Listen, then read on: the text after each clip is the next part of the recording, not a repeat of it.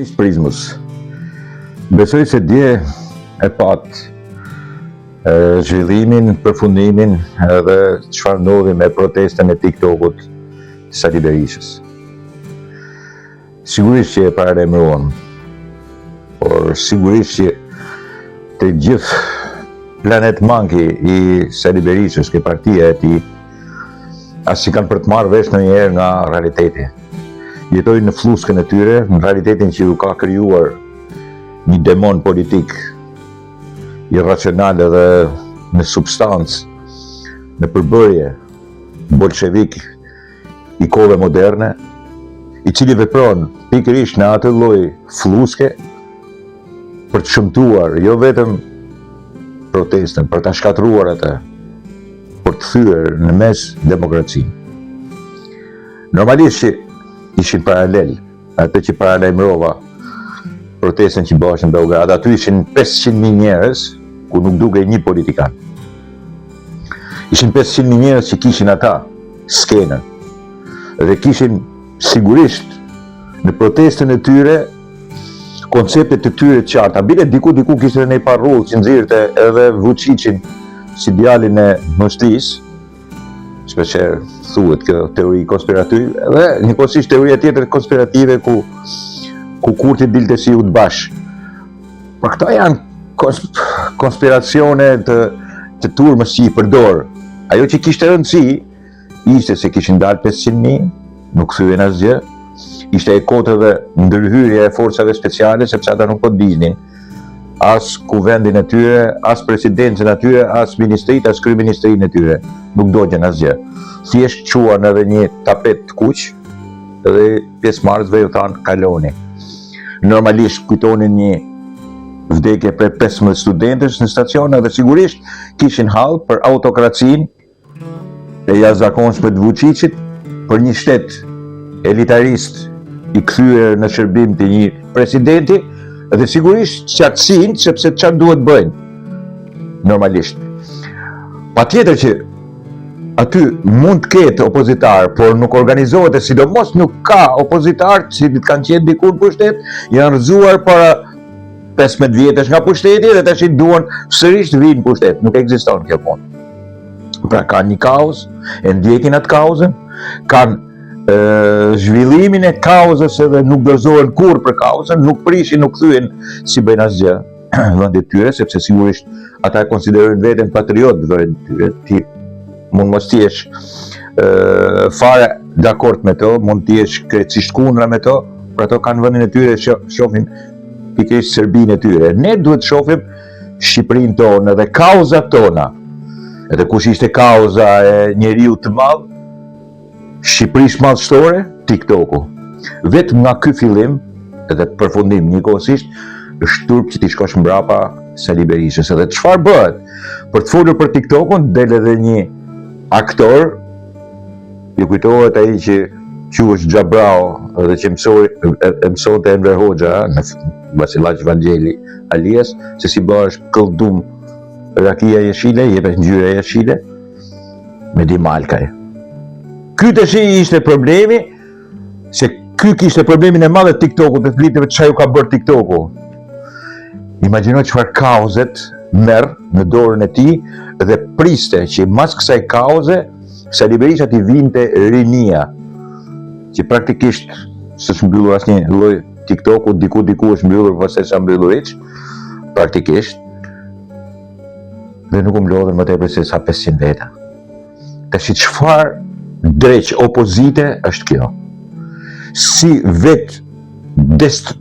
si përdor një vet shkatërrim të tillë, një marrëzi të tillë shkatërruese opozitare, sidomos në ditën që diku tjetër 1500 kilometra, nuk e di sa është në vija ajrore, Beogradi po ndodh diçka që ti do t'i bashkohesh për të marrë beneficie edhe nga ajo proteste madhe, për të thënë që edhe unë protestoj e mbledh kallëbrek në Tiranë, kur ti nuk mbledh as 500 veta, kur flasin marrëzira, kur dalin njerëz mësane edhe të egzaltuar religionar që nuk e di se pse e fusin Allahun në protestat e Sali Berishës, çfarë porosie është kjo.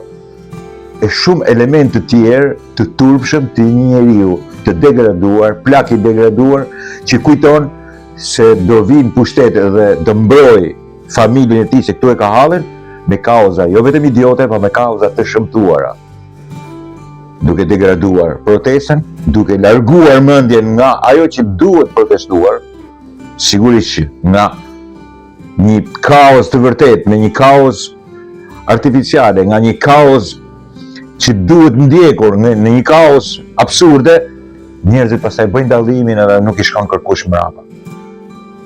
Dhe ky është edhe momenti tragjik, jo vetëm i protestave të cilat i ka shkatërruar në Shqipëri Sali Berisha, për kauzën e demokracisë. Ai tashmë ka kryer punë me protestat, ka vrarë Partinë Demokratike, ka vrarë protestën, ka vrarë opozitën, ka vrarë demokracinë, dhe tash po bëhet edhe pluralizmi. Më kuptoni se çfarë po bën? I ka vrarë të gjitha. Dhe njeri që i ka vrarë këto gjëra, çfarë meriton të jetë? Dhe akoma i shkojnë njerëz mbrapa, mirë, ky që është, ai që është. Ky njeri që ka vrarë me 15 mars edhe deret në protest për TikTokun, ka vrarë njerëz. Mirë ky, çfarë dreqin janë ato që i shkojnë mbrapa?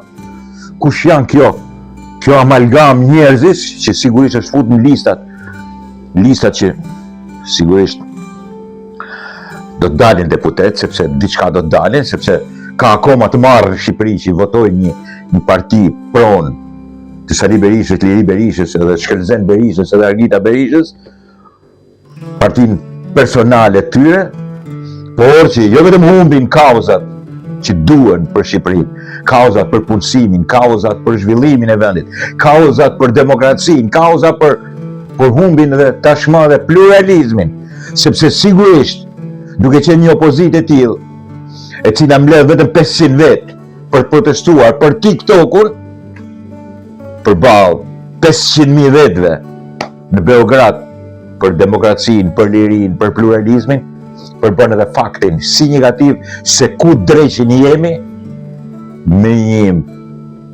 derbeder të tillë, kështu i thotë Nodi tipave të tillë, dhe një njeri i cili sigurisht bën pazare për familjen e tij me demokracinë, dhe tash ka ardhur dita edhe me pluralizmin.